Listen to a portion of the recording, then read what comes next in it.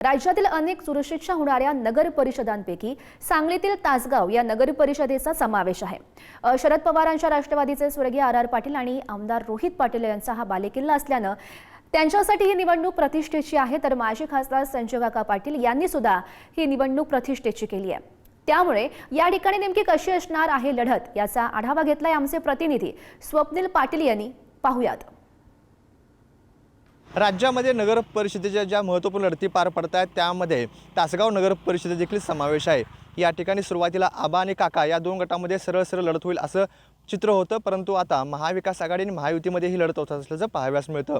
महायुतीमधून भाजप आणि अजित पवारांचे राष्ट्रवादी, तर महाविकास आघाडीमधून शरद पवारांचे राष्ट्रवादी आणि ठाकरेंची शिवसेना असे दोन्ही पक्षांनी वेगवेगळे आपले उमेदवार नगराध्यक्षपदासाठी दिलेले आहेत।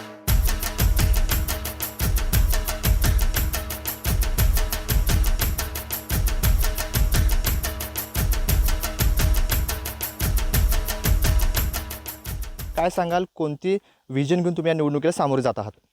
बारामतीचा जसा विकास झाला आहे तसा तासगावचा विकास करण्यासाठी हे रिव्हिजन घेऊन मी निवडणूक लढत आहे। मागच्या 8-9 वर्षात जो विकास झाला नाही तो विकास पूर्ण करण्यासाठी आम्ही तुतारी घेऊन उभे आहोत। अजित पवार गटातून ज्या ज्योतिकाकी पाटील उमेदवार आहेत त्या सध्या आपल्यासोबत बोलण्यासाठी आहेत। काय सांगाल, कोणतं विजन घेऊन तुम्ही या निवडणुकीसाठी पुढे जाता? एक तासगावसाठी एक चांगलं काहीतरी घडावं, तासगावमध्ये आपली जी भावी पिढी वावरणार आहे तिच्यासाठी एक चांगलं पोषक वातावरण तयार व्हावं, या दृष्टीनं काही कल्पकता घेऊन मी चालली। या ठिकाणी विद्या चव्हाण हे नगराध्यक्षपदाचे उमेदवार आहेत। काय सांगाल, कोणतं विजन घेऊन तुम्ही या निवडणुकीला सामोरे जात आहात?